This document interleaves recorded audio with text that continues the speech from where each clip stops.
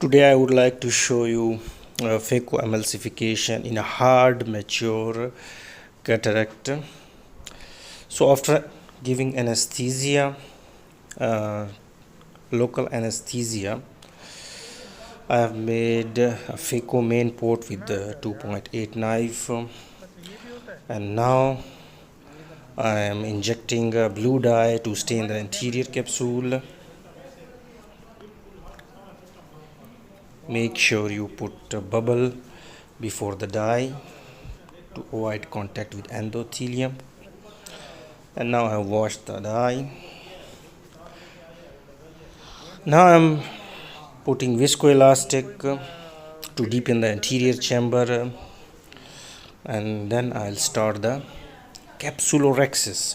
Now in a hard mature cataract, the most difficult and challenging step is continuous curvilinear capsulorhexis. Now you can make it with the utrata capsulorhexis forceps, micro forceps, and cystotome. I use cystotome.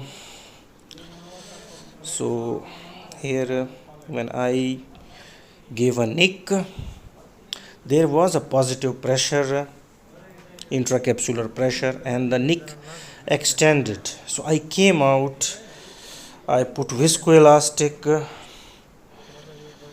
and entered again with the cystotome. Now here I should have selected utrata capsulorhexis forceps to control the rhexis, but that mistake I did, and I continued with the cystotome, and the rhexis went beyond my control under the iris.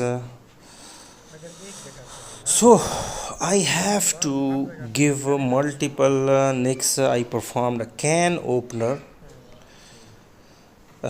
in this patient, and I thought that I should show my viewers how to perform phaco emulsification in a can opener in a hard mature cataract. So I also removed the longer capsular tags because you have to cut these, otherwise they can be entangled in the phaco probe. So here you can see I am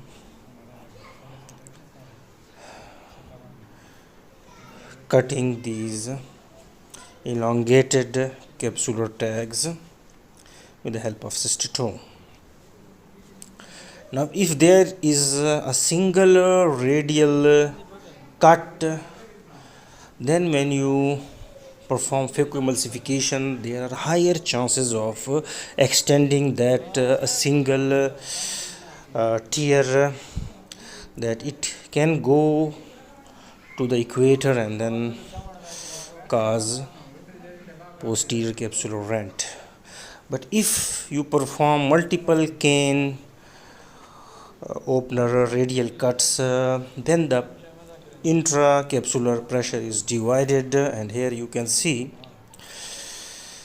And the other thing is the technique. Like if you perform in such cases vertical chop, then you will cause downward pressure, and there are chances of extension of these multiple radial cuts.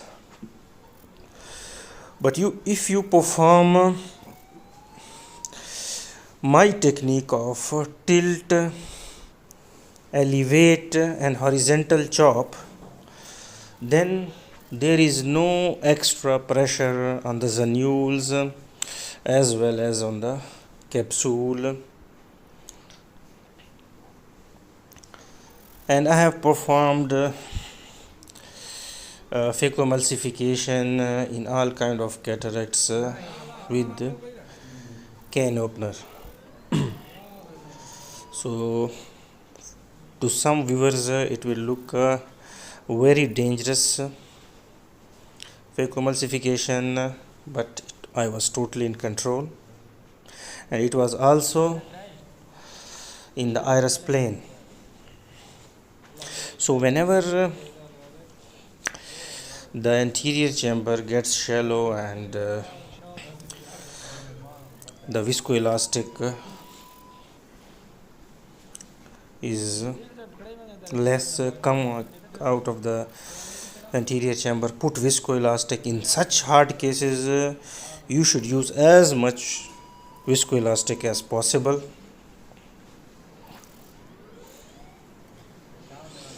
So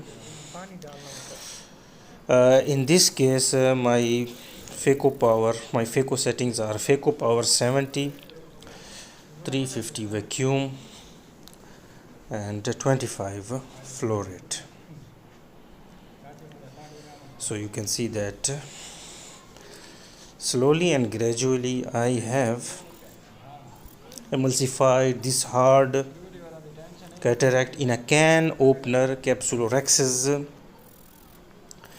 If you are a novice, whenever the capsulorhexis extends, you should try to convert it to extracapsular cataract surgery. But if you are an experienced expert surgeon, phaco surgeon, then you can give 2, 3 or multiple cuts, make it convert it to cane opener, and then, like, it was a very hard cataract and you can see peripheral corneal degenerations, so I performed it in the bag or at the iris plane. But if it is a soft cataract and you have given cane opener, multiple cuts, then you can take the lens out of the bag in the anterior chamber. Because it is a soft cataract, you will emulsify it with less phaco power and more viscoelastic, and you will avoid PCR. So now I am inserting foldable IOL.